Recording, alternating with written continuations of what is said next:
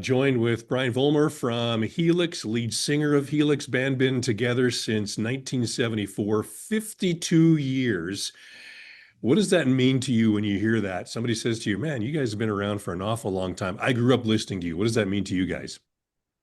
Well, I like the fact that they've been listening to us for a long time. A lot of people come out and they say that their parents actually were the ones that turned them on to Helix music, and that the first time their parents listened to Helix was their first concert, or they played some of our music when they got married, whatever. So when you're in this long, I don't really think about it. I get up every day, I do the same old, same old. I get on my computer, I answer fan mail. Helix has a very strong grassroots following because in the early days, we used to have our own little newsletter, and I answered all the fan mail by hand. And we'd have bags full of mail, and we'd just sit there and answer letters. So I've always had that close connection with the fans. And as I said in my first book, we partied with the locals, we talked to the locals, we shook hands with the locals, and sometimes we even slept with the locals. I imagine you got a story or 10 to share, hey? There's lots of stories over the years. I usually come up and remember things when I'm talking to people just about something else, and something pops into my head, and I should be scribbling it all down because I'm writing a book right now called The Golden Age of the Canadian Bar Circuit. I've been working on it since COVID year, and it talks about a special decade in Canadian musical history, which we were a large part of, and that was the 70s and the 80s, when bands could travel right across the country and play in bars. That you slept in the bar. Usually there was accommodations there, and you really did integrate with the local community, and we became a lot more eclectic, I think, than bands today, which write a song in their basement, they play at the corner bar, and that's it until they get a record deal, then suddenly they're out there. And not only that, it allowed us to mature as musicians, as performers, and just as people. It's pretty hard to get along with five other people. Like, think of it like a marriage. It's hard enough to get along in a marriage without being married to six, seven other people. So it taught us how to get along and how to, but public relations, I guess. There's there is something to be said about that, like the old school, the old days of doing things where you like watch the Johnny Cash band from years ago when they would hop in a station wagon, they drive all over the states.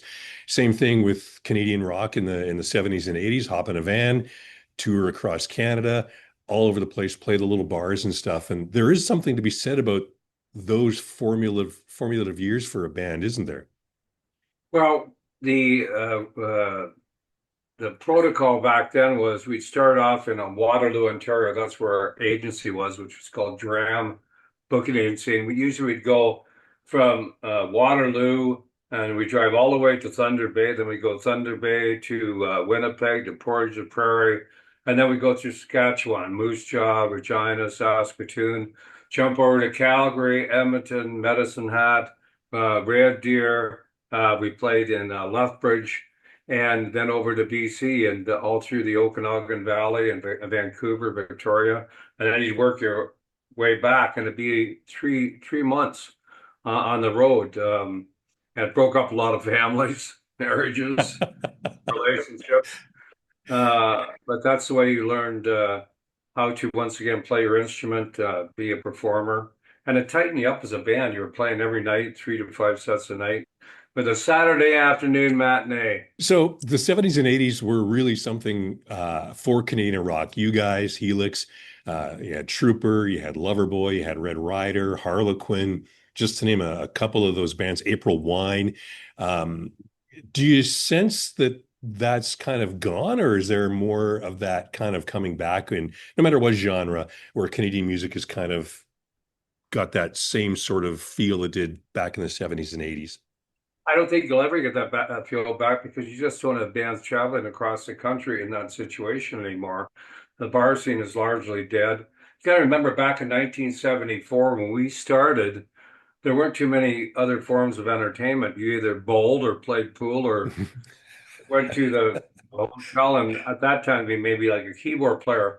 What changed everything back then was the fact that they dropped the drinking age in Canada from 21 to 18 and 19 years, and bar owners had a bonanza. There was bars springing up in every corner that ran music, and it was a very, how can I say it, opportune time for bands to get out there and do their thing. And if you could play harmonica and tap your foot, you had a gig. Now, I want to talk about the band's persistence. Um, you were finally signed by Capitol Records in 1983. They shot you down three times. What did they finally see in you guys to say, okay, we're going to give you guys a shot after three times? Here you go. What did they finally see in Helix as a band to sign you guys? Well, there were various factors. The fact that we had developed a following right across the country was number one, because that just meant that their job was that much easier in selling the product. People were already aware of the band. We were getting ink in Music Express with Keith Sharp and Metallica magazine, overseas in Kerrang with Paul Suter, Sounds magazine with Mark Putterford. We had already gotten airplay down in Texas and Kiss K-Mac and Joe Anthony, who was known as the godfather of rock and roll. And that was the first thing. The second thing was the music, of course. Third thing was actually the clothes. We shopped around to all the record companies, and we were wearing cloth at that time. And suddenly we switched to leather and studs and stuff, and that's what clinched the deal because as far as they were concerned, the image was now coinciding with the music. Um, so, and then the final thing was they came to see us, Capitol Records, and all these other record companies that dropped out, and they came to see us at the Gasworks in Toronto, a famous venue up in Yonge Street, and we played a rip-roaring second set, and after that set, they left, and Brent realized after they had left that he had blown his amp. But instead of canceling the third set, we put a practice amp up, we mic'd it, and we rocked on even harder. And unbeknownst to us, the record company come around, we're watching through the back window of the club, and that sealed the deal because they thought in their mind that this was a band that would never give up, that would persevere, and that's what they were going to sink their money into, which was a good investment. And you have persevered 19 albums over the course of the 50 plus years as a band, couple of solo albums as well. What keeps you going? Like, your birthday's right around the corner, you're in your 70s. And what just keeps you going to do this and continue to do this? Well, it's the same thing that got me into the music business in the first place. And that was the um, love of performing, of singing, writing my own songs. And I still do those things. I get up out of bed in the morning and, I'm advancing shows, I'm plotting out our plan of attack. We're still recording all the time. Um, and I thought a couple of years ago, what would I do if I ever retired? Because I have enough money, could have retired years ago. And I thought to myself, well, what would I do with myself? I've already traveled pretty much, all over Europe, all over North America, Caribbean. So traveling wouldn't be a thing for me. And I thought what brings me the greatest joy is being on stage. So why quit? Exactly. And that's why people like Paul McCartney and the Rolling Stones still go out there, and Ringo Starr and those guys, I think, continue to do that and perform legacy of music, and they want to just bring that joy of performing to their fans and new fans too, I guess, as well. Yeah, it keeps you young. I always wanted to write a song called Rock and Roll is the Fountain of Youth. And it really is true. I see a lot of people my own age that have retired a couple of years ago and they got all sorts of health problems, need knee replacements and hip replacements and everything replacements, right? And I feel pretty good health wise. I walk 10,000 steps a day on average. Um, I still would do my breathing exercises that were taught to me by my vocal coach, Ed Johnson. And that's another thing. I lost my voice very early in my career.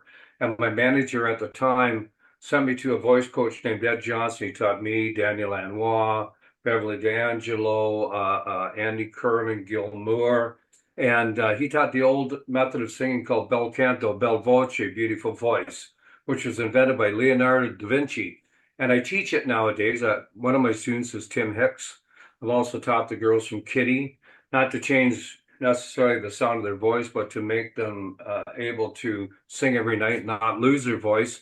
Because a lot of people my age, my own peers, are losing their voices, and it's because of improper vocal technique and it causes nodes. And nodes or polyps are really just a callus on the vocal cord from singing improperly and having too much strain around the thyroid cartilage. It's a muscle. It's a tool. You have to be able to keep it in shape in order to continue to do this. You can't just scream for 10 years and then hope that it's going to, continue for another 10 years without doing some sort of damage, right? Yeah, and there's four steps to bel canto, and each step of the way is meant to relax the vocal cords. The vocal cords are actually the most delicate string instrument in the world, more delicate than a violin string. And what happens is, especially on higher notes, which require the vocal cords to vibrate at a much faster frequency. For instance, if you're a tenor, which is a high male voice, and you're singing a high C, your vocal cords are vibrating at 1,000 times a second. So it takes a lot of breath under a lot of pressure, and that's why you get singers pushing, you see all that muscular tension down here in the area of the neck, chin, and the face. And that's a killer for singers. So bel canto, first you learn how to lift your throat into a yawning position. And that's why the old Hollywood cats like Frank Sinatra, Tony Bennett, Dean Martin, they always sang with a pleasant expression on their face, because one of the easiest ways to incorporate that act of yawning into the act of singing is to somewhat elevate your cheeks. And then you learn how to focus your palate or the sounding board of the voice, because hard surfaces reflect sound. And then the third thing is the inhalation, and that's what I have never found it in another technique. And that's the act of drawing breath into your head as you're singing, which in turn creates a vacuum at the back of your throat and draws equal amounts of breath up from the lungs across the vocal cords.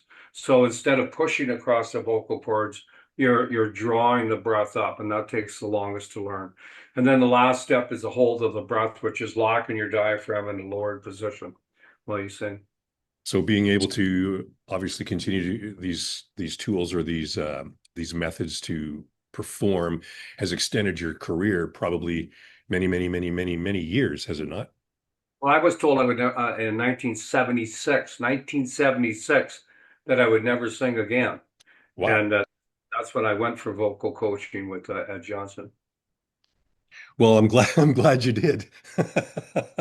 And I'm sure your fans are glad you did too. I set in my voice for what? What is it? 25, 24 plus 26. So.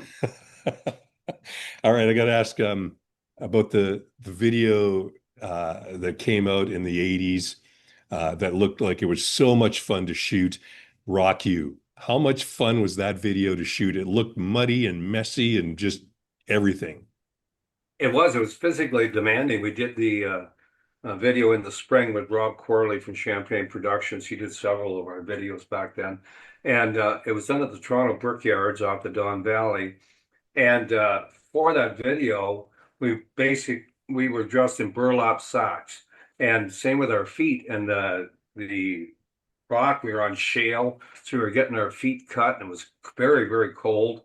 And the second day of filming went to like 2, 3 o'clock in the morning until finally they called it a take, right? So it was very physically demanding. And then after we were done, we had to sleep there in our cars and take a cold shower in the morning and go to our lawyer, who was a guy named Edward Glenard, I believe. And from there, we had to travel to Kitchener, and we did a photo session where we dressed up in Papa gear, because, as you know, Kitchener, Ontario used to be called Little Berlin, and it's the second biggest Oktoberfest in the world after Munich. And so we did the photo session to send to David Muntz from EMI over in England, because he was the one essentially who was responsible for getting Dean Cameron from Capital Canada to sign the band. So it was a thank you to him, and I don't know if you still got the picture or not, but we did all that in those 3 days, two Wow. 2 days. That's the rock and roll lifestyle. Well, to compete, you have to go over and above, and it kind of gets to me when I hear people criticize people that are successful and want to tax them to death, because most of those people have worked, you know, they, they don't go to work from 9 to 5. Your Yeah. job is 24 hours a day, 7 days a week. And that's what it's like if you want to be successful in a band. It isn't a part-time thing. Yeah, it's a lot. It's a lot of work, especially when you're starting, and obviously to maintain that success is a lot of work throughout. I do got to ask about this one before I let you go. Did I read correctly that the Michael J. Fox auditioned for your band? Everybody asks me that, and I don't know the answer. And the reason I don't know is this: Michael J. Fox was on David Letterman, and Letterman asked him how he got in the business, and he said that well, he wanted to actually be a bass player, and he tried out for this band called Helix, and he didn't get the gig, and it turned his he didn't get the gig, so he decided to go into acting. I've tried to contact their management, but I can never get through. But I know there was another Helix in Vancouver, so I don't know. It could have been another Helix. Oh man, you've had a great career. We're looking forward to seeing you here in Regina at the Queen City X. I think it'll be a fun show, and following you guys is Quiet Ride, so it's going to be a heck of a night here in Regina at Queen City X on July 30th. Brian, thanks for your time today. I really do appreciate it. Thanks. And have a great birthday tomorrow and celebrate with knocking around a couple of buckets of balls tomorrow. I will. I will.